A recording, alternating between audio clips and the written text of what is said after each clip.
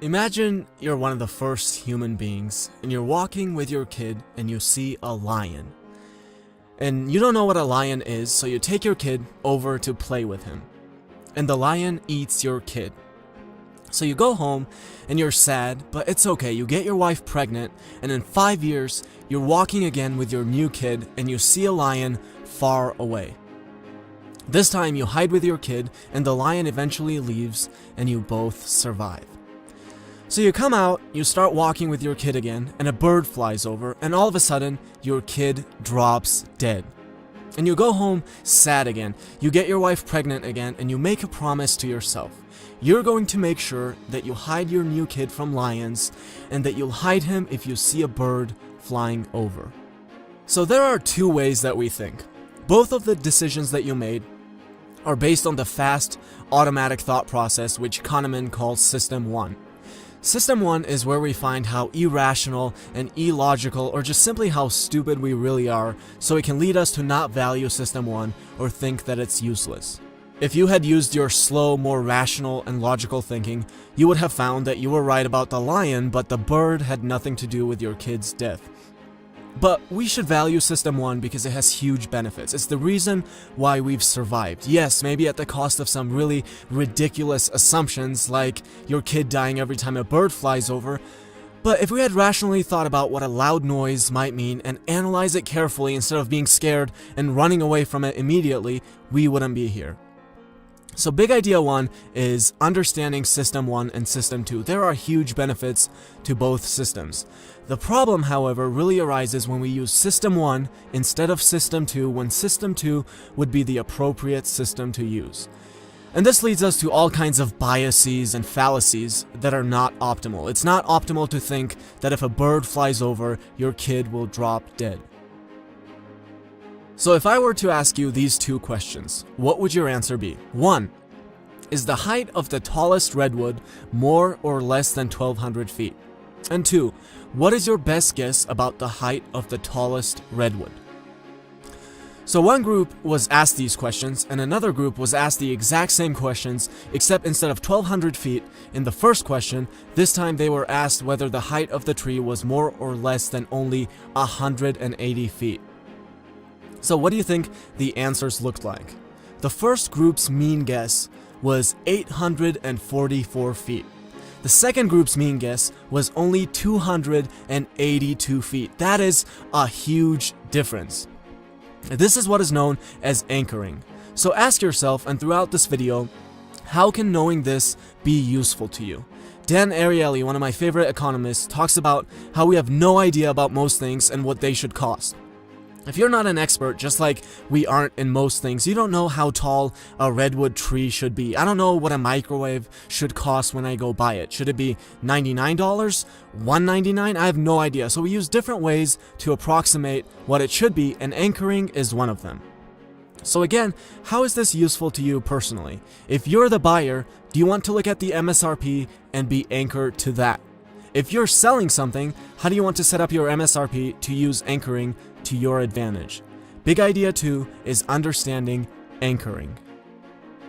So one of the things that I really enjoy about my life is the peace of mind I have while doing things. When I visit somewhere, I'm not worried about a terrorist attack, and when I fly there, I'm not worried about the plane crashing. And that peace of mind largely comes from the fact that I'm not really a big consumer of mainstream media. But I meet people all the time who are really constantly worried. Have you seen how terrorism is taken over the world? What are we headed towards? Have you seen how planes are just crashing all the time now? But in reality, it's not like the chances of those two things have risen in some dramatic proportion. They're highly unlikely, and I mean a probability very close to 0 that your plane will crash. And this is what is known as the science of availability. Even an event that has an almost non-existent probability of happening to you can be assigned a reasonable or even a high probability by you just because of what's available to you. So again, ask yourself, how can you use this concept to make your life better? Is it better to enjoy your life and realize that the world is actually not as bad as commonly portrayed, or watch the news every day where you'll be shown constant death and destruction because that's what sells? Big idea 3 is understanding the science of availability. Now, let's say I offer you to play a game with me. We're going to flip a coin. And if you win $1,000. And if you lose $1,000. Do you want to play that game? If you're like most people, that is a game that you do not want to play. What if we change the rules a little bit? If you win $1,100, and if you lose only $1,000. From an expected value point of view, that is a good game to play. But if I asked you to play that game right now, and you knew that there was a 50% chance of losing your $1,000, if you're like most people, you still wouldn't play, even though there's also a 50% chance of winning $1,100. This is called loss aversion. Most people are very loss averse. In fact, you have to offer somewhere about $2,000 to get people to play. Now, this might be interesting, but again, ask yourself, how can you use understanding this in your life? You know you're going to be more convincing explaining to someone what they're risking losing instead of what they could possibly gain. So maybe you want to convince someone that being an alcoholic is bad. How do you want to go about doing that? Do you want to talk about how they could possibly gain a better job and make more money if they overcome this problem? Or do you want to tell them how they're going to lose their loved ones, like their spouse and children? Big idea 4 is understanding loss aversion. Now imagine I'm your doctor and I have to do an operation on you, and I tell you there is a 10% chance that you're going to die. I could also tell you there is a 90% chance that you're going to live. Now, from a statistical point of view, there is absolutely no difference in those two statements, but in the first case, you're going to feel much worse than in the second. This is known as framing. How you frame the exact same situation can have dramatically different consequences. So big idea 5 is understanding framing. Again, ask yourself, how can you use this? How can you use framing to make good things more appealing and convincing to your friends or your children or whoever else you want to influence? And finally, big idea 6, understanding the sunk cost fallacy. This is all about letting your past decisions influence your present decisions. So think of John. He has no idea about poker, but he thought he would go gamble and play. Fast forward into the night, and John has now lost $1,000 and hasn't won anything. Now, if John looks at the odds of his winning from this moment on, which would require the use of System 2, which he's probably not going to use, he would find that the best thing to do is completely disregard the $1,000 and get up and leave.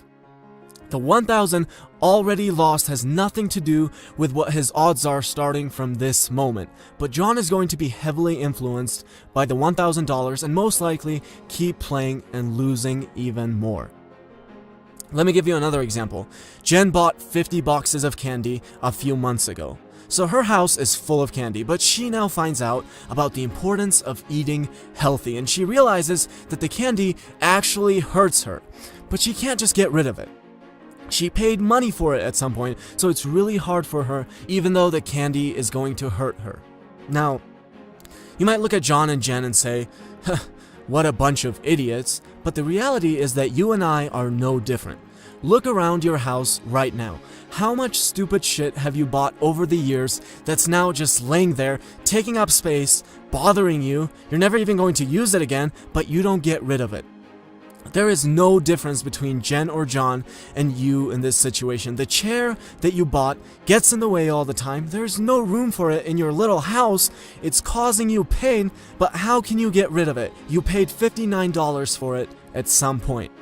This is what is known as the sunk cost fallacy. Your past decisions shouldn't affect what is good for you now. If you paid money for a bunch of candy at some point, it doesn't mean that it's good for you to keep eating it.